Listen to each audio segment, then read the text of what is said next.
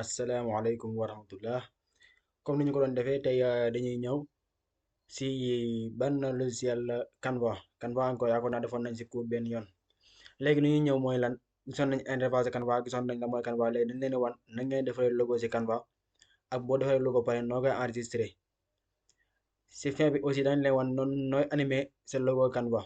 waaw après yeneen jours yi di ñëw wala yeneen cours yi di ñëw dañ leen wan na incha allah yeneen yu gën a kii en fait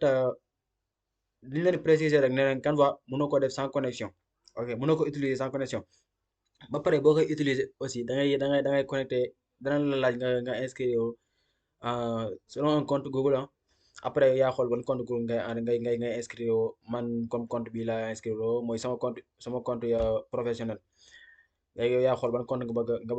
bëgg see kii mais mënoo ko def sans compte aussi boo koy tijji boo ko installé moom boo koy téléchargé yomb na da ngay dem fa rek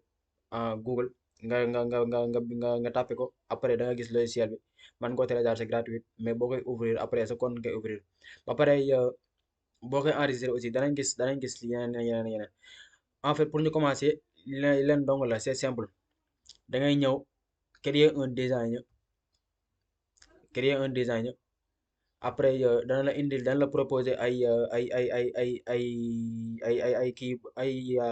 kiiw boppam léegi yaa xool loo bëgg a defar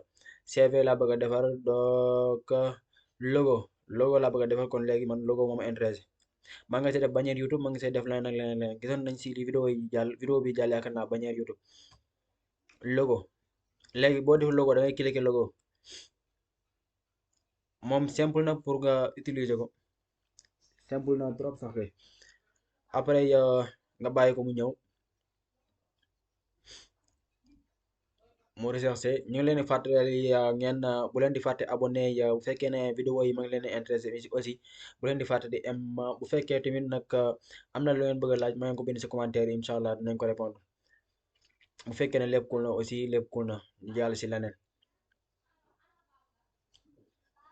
après da ngay bàyyi mu ouvrir dañ la proposer ay différentes logo yow yaay choisir ban logo nga bëgg xam nga bu la neexee aussi nga tapé domaine bi nga nekk comme designer comme couture comme leneen quoi man ngaa choisir lépp lu la neex man ngaa tapé après daan la wan fooy tapé lépp loo bëgg a bind ici logo bi fii ngay rechercher logo bu fekkoon ne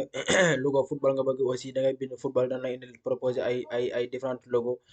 ak logo boo mën di bëgg rek daan la proposer modèle boobu noonu après fii nii si ngay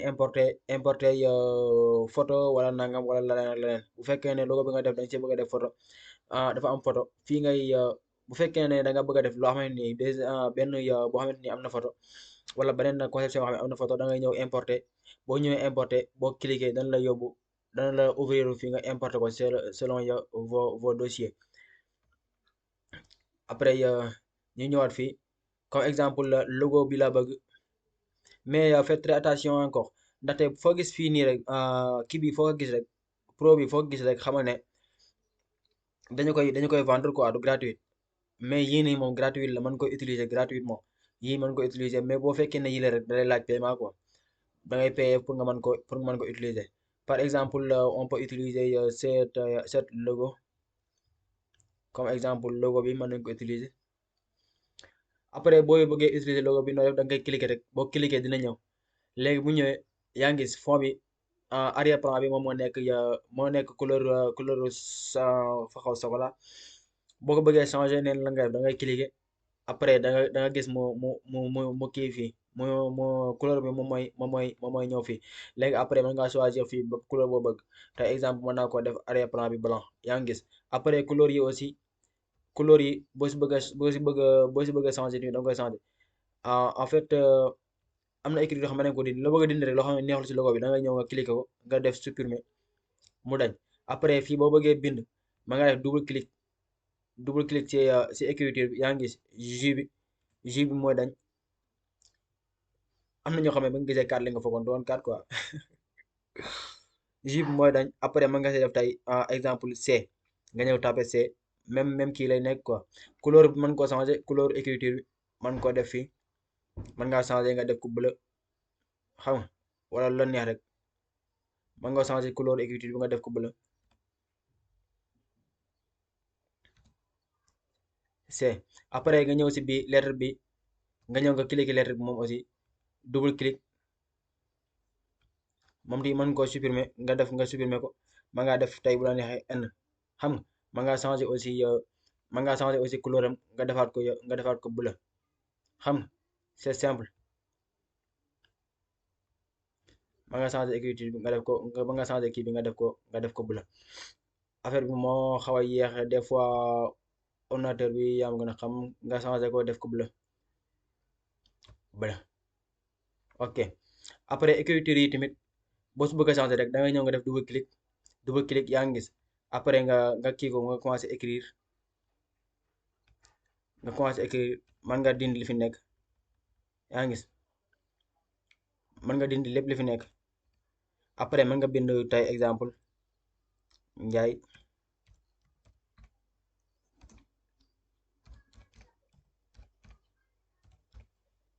yaa ngi gis mën nga bind lépp loo bëgg après écriture mën koo changer moom aussi nga def ko bleu après moom dana jël forme bi mu nekkoon écriture bi changer wul yaa ngi gis après aussi yi tamit mën koo changer bu la neexee yaa ngi gis ñaari couleurs yi moo fi nekk léegi da ngay changer da ngay jël couleur bii nii loo bëgg a def nga ne bii bleu laa ko bëgg a def xam nga ne si bii nii loo ko bëgg a def nga ne bii bleu cyan laa ko bëgg a def xam yaa ngi gis c'est cool après police écriture mën koy yokk mën nga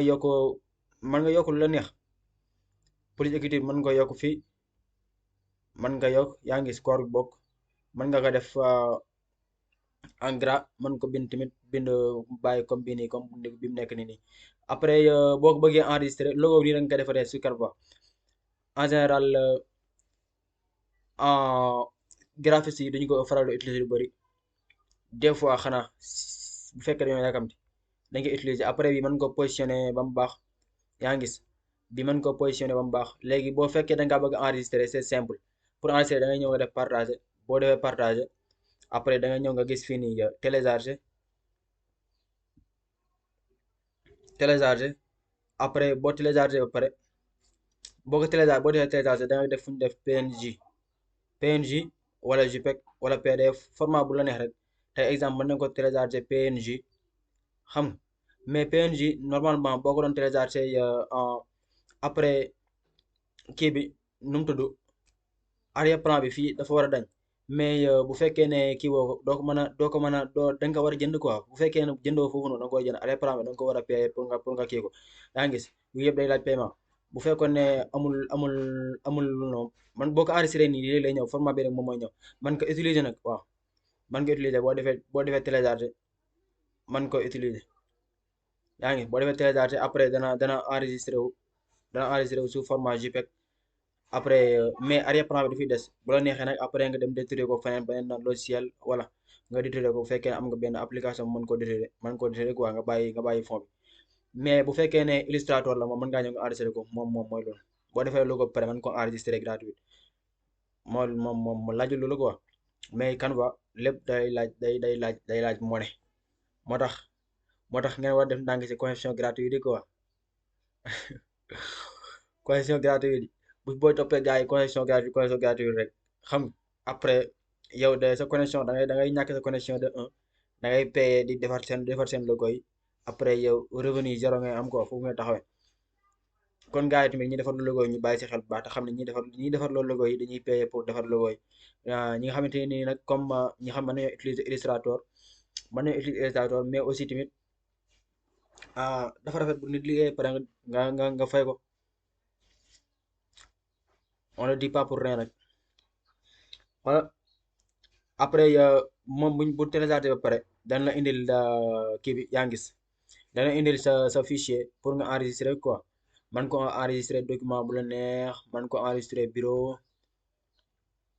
yow yaa xool foo ko enregistrer rek nga enregistrer foofu quoi par courrier bi ma ngi JPEG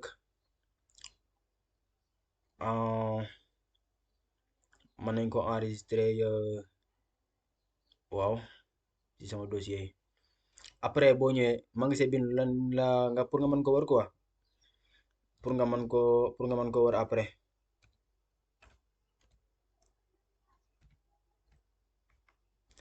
après enregistré say jeex na léegi boo demee foofu da nga ko fekk léegi pour nga animer logo bi c'est simple mën nga animer logo yi si différentes façons da ngay ñëw fii nga def animer après da nga gis différentes formes d'animation yi yaa ngi gis mën ko animer comme ça boo si laal rek daan la indi noo ko mën a animer da mën ko animer comme ça mën ko animer aussi comme ça mën ko animer aussi comme ça mën ko animer yaa ngi gis yi yëpp mën ko animer comme nii yaa ngi gis après comme ça bu ñu utiliser woon bii tey bu ñu utiliser bi après bii la ñu utiliser quoi léegi boo bëggee enregistrer c'est simple da ngay ñëw xam nga fa da doon ñëw partager mais bi da ngay ñëw da ngay cliquer si 5 secondes yi mën nga tamit nag yokk durée bi ba fu la neex mais 5 secondes yi rek doy na instant yi nii mën nga ñëw fii nga def nga cliquer si kii bi bii moom laajul du laaj connexion quoi moom du laaj connexion xam nga mën nga ñëw fii yaa ngi gis après mi ngi nii léegi nag fii nga jaaree nga def télécharger après même parcours